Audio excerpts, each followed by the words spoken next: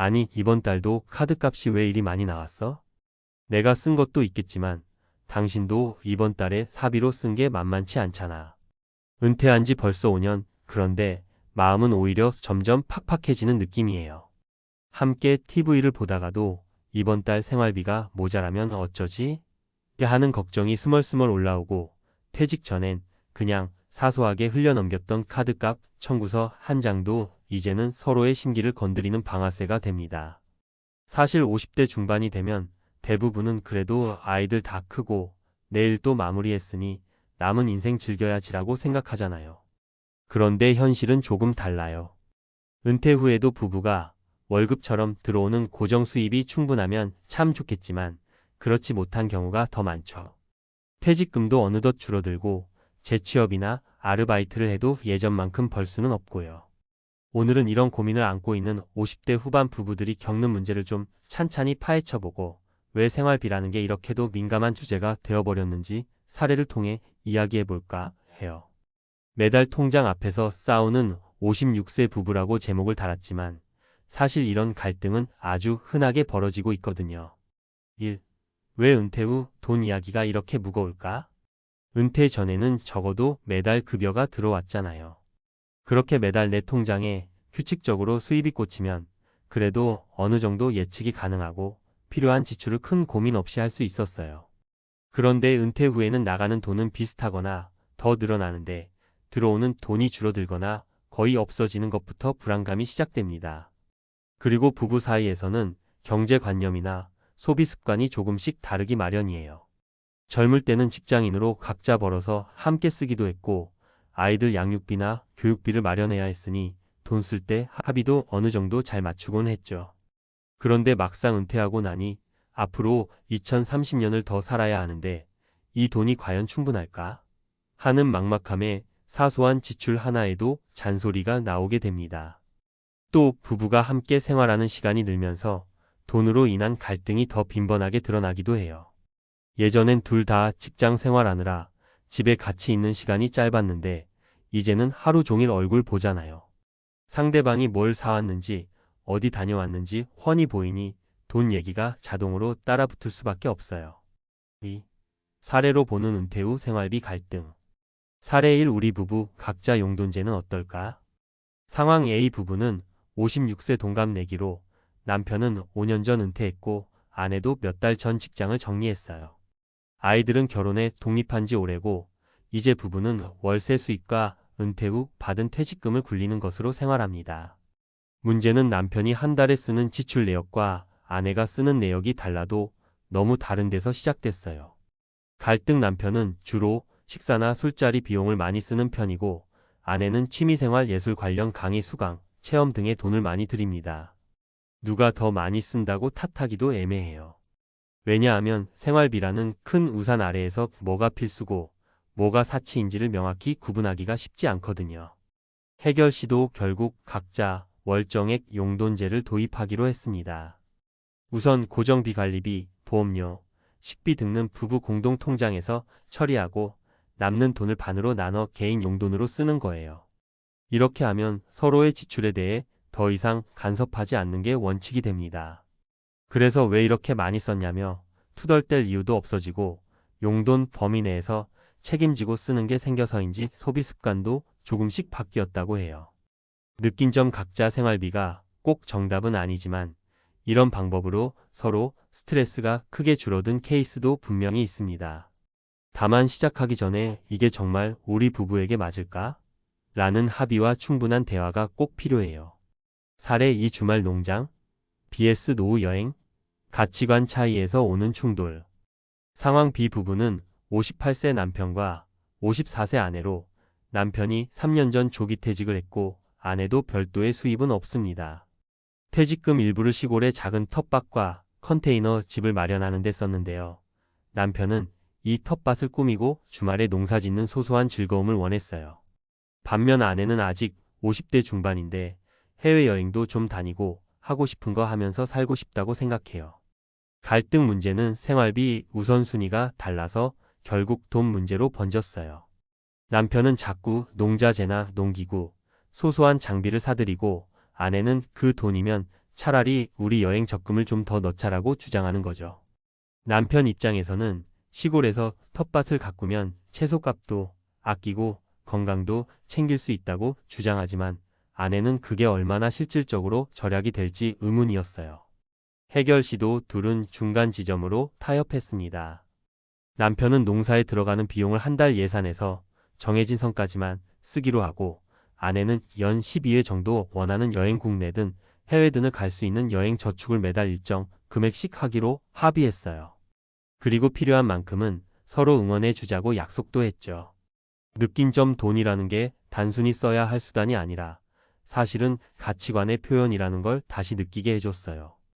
누군가는 텃밭을 통해 자급자족도 해보고 여유로운 전원생활을 꿈꾸지만 또 누군가는 새로운 경험 여행, 취미 등의 가치가 있다고 생각하거든요. 이건 돈 문제를 넘어 서로의 인생관을 조율하는 과정이에요. 사례 3 작은 일거리 하지만 큰 변화를 만들다. 상황 C 부부는 55세 아내와 59세 남편으로 남편은 4년 전 은퇴했고 아내도 조만간 퇴사 예정입니다. 두 사람은 더 이상 큰 빚은 없지만 적은 연금으로만 살기에는 불안함이 컸어요. 그래서 자연히 돈 얘기만 나오면 항상 싸우는 분위기로 치닫곤 했습니다. 갈등 남편은 은퇴했으니 좀 느긋하게 쉬면서 지내고 싶다는 바람이 강했고 아내는 우리 아직 일할 수 있을 때 좀 더 벌어 놓아야 한다는 생각이 컸죠. 우리 이런 상황에서 어떻게 편안하게 휴식을 즐기냐고 아내가 말하면 남편은 그럼 언제 쉬어보냐며 서운해하고 악순환이었죠. 해결 시도 결국 두 사람이 부업이나 취미 활동을 통해 소소하게나마 추가 수입을 내보자는 결론을 내렸어요. 남편은 오랫동안 다니던 회사에서 익힌 기술을 바탕으로 동네 어린이 대상 로봇 키트 조립 강의를 주말마다 열기 시작했고 아내는 평생을 좋아하던 베이킹을 조금 더 전문적으로 배워서 쿠키나 빵을 동네 카페에 납품해 보겠다고 준비 중이에요. 느낀 점 아직 큰 수익은 아니지만 우리가 손 놓고 있는 게 아니다. 조금씩이라도 들어오는 돈이 있다는 생각만으로도 불안감이 확실히 줄었다고 해요. 늘 숨 막히게 싸우던 게 이제는 이번 달엔 로봇 강의 수강생이 몇 명 늘었다. 이번엔 새로운 레시피를 시도해볼까? 하는 건설적인 이야기로 바뀌었습니다. 3. 은퇴 후 생활비 관리, 조금 더 편안해지는 팁. 1. 최소한의 안전망고 말고 말 그대로 안전망 목표예요. 마련하기. 은퇴 후에 가장 중요한 건 심적 안정이에요. 내가 매달 얼마 정도 들어오고 얼마 정도는 꼭 나가야 하는지를 확실하게 파악해두면 적어도 큰 구멍은 막을 수 있어요. 이때 36개월치의 생활비, 비상금을 따로 마련해두면 좋습니다. 이 생활비 구분 고정비 vs 변동비, 전기, 가스, 통신비, 보험료, 관리비 등은 고정비로 빼놓고 우리가 얼마를 자유롭게 쓸 수 있나를 구분해 보세요. 그리고 그 자유롭게 쓸 수 있는 돈은 부부간 합의하에 어느 정도 선을 정해두면 서로 감정이 상할 일이 훨씬 줄어듭니다. 3. 부부의 은퇴 후 목표 공유하기. 은퇴 후에는 신체적으로나 정신적으로나 목표 상실감이 크다고 해요. 그런데 그걸 경제적인 부분에서만 해결하려고 들면 충돌이 커질 수밖에 없어요. 텃밭을 가꾸든 여행을 하든 사회봉사를 하든 두 사람의 목표와 가치를 대화로 나누고 존중하는 태도가 정말 중요합니다. 4. 작은 수입이라도 적극적으로 찾아보기. 생각보다 은퇴 후에도 할 수 있는 일이 꽤 많아요.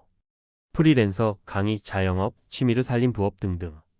요즘은 온라인을 통해서도 소소하게 물건을 팔 수 있고 과외나 컨설팅 등 재능 기부 형태로도 일부 수익을 창출할 수 있죠. 번 돈이 많냐, 적냐보다는 내가 아직도 사회와 연결되어 있다는 자존감이 생활비 갈등의 심리적 압박을 크게 줄여줍니다. 4. 그럼 어떻게 해야 부부 갈등을 줄일 수 있을까? 대화 시도부터. 오늘은 우리 돈 얘기 좀 해볼까? 하면 상대방이 바싹 긴장할 수 있어요. 가급적 편안한 분위기에서 서로가 원하는 것을 솔직하게 말해보세요. 뭐가 불안한지, 뭘 하고 싶은지 들어주는 시간 말이죠. 상대방의 소비 습관 존중. 물론 명품 쇼핑처럼 과도한 지출은 문제겠지만 상대가 진심으로 즐거움을 느끼고 여유가 허락한다면 그걸 최대한 존중해주는 게 좋아요. 언제까지 경제적인 이슈로만 척척 따질 수는 없으니까요. 정보 공유와 투명성. 당신 몰래 좀 썼다. 내가 쓴 거 이야기 안 했어. 이런 식으로 서로 의심이 커지면 대화가 어려워집니다. 서로 어느 정도 쓰고 어디서 나오는 돈인지 투명하게 공유하면 훨씬 갈등이 줄어듭니다. 전문가 상담도 고려.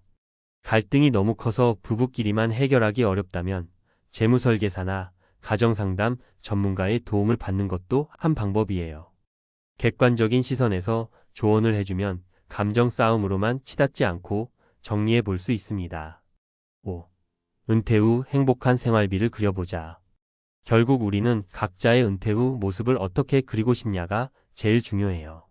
노후자금 너무 돈에만 집착하면 오히려 스트레스에 사로잡혀 즐길 수 있는 시간을 놓칠 수 있고, 그렇다고 마음껏 쓰자 식으로 가다간 몇 년 뒤에 더 큰 걱정을 떠안을 수도 있죠. 부부가 서로를 존중하고 적당한 선에서 합의점을 찾아가면서, 그리고 새로운 수익이나 소소한 즐거움을 발견할 수 있다면 굳이 매달 통장 앞에서 싸우는 일은 없어도 되지 않을까요? 처음부터 완벽하게 딱 맞추긴 어렵겠지만 조금씩 서로의 생각을 알고 맞춰 가다 보면 은퇴 후 생활비라는 문제도 더는 무겁기만 한 존재가 아닐 거예요. 물론 여전히 카드 명세서를 볼 때마다 덜컥 겁이 나는 건 사실입니다. 이번엔 또 뭐가 이렇게 많지? 라고 생각이 들 때도 있지만 예전과 달라진 건 이제 조금은 여유 있는 대화가 가능하다는 점이죠. 아, 이건 내가 지난번에 사고 싶었던 테니스 라켓, 근데 그게 저렴한 건 아니잖아. 그래도 병원비 드는 것보단 낫지 않아? 하면서 서로 웃으며 넘길 수 있는 순간이 점점 늘어난다면 그게 바로 잘 맞춰가고 있다는 증거 아닐까요? 마지막으로 기억하고 싶은 건 은퇴 후 재정 문제는 돈 문제이자 관계 문제라는 거예요. 둘 다 해결하지 않으면 어느 한쪽만 좋을 수가 없죠. 부부 관계를 건강하게 지키기 위해선 서로의 삶을 존중하고 돈 문제로 인한 갈등을 줄이는 노력이 필요합니다. 돈 이야기만 하면 싸우는 50대 부부라 해도 조금만 방향을 잡고 서로를 이해하려는 태도와 구체적인 재무 계획을 갖추면 은퇴 후의 긴 시간도 즐겁게 보낼 수 있지 않을까요? 매달 통장 앞에서 싸우는 56세 부부라는 표현이 겁나기도 하지만 사실은 많은 부부가 겪는 현실적인 에피소드예요. 그리고 그 상황을 하나씩 풀어갈 때 서로의 은퇴 후 삶이 훨씬 풍성해질 수 있다는 것을 잊지 마세요. 오늘 이야기한 사례들이 조금이나마 공감과 아이디어를 드렸다면 좋겠습니다. 은퇴하고 난 후에는 시간이 내 편이기도 하지만 한편으로는 막막함을 주는 존재이기도 해요. 이 시간을 어떻게 쓸지, 그리고 그 시간 동안의 생활비를 어떻게 마련할지 부부가 서로 솔직하게 대화를 시작해 보세요. 우리 더 이상 통장 앞에서 싸우지 말자라면서 가볍게 웃으면서 말이죠.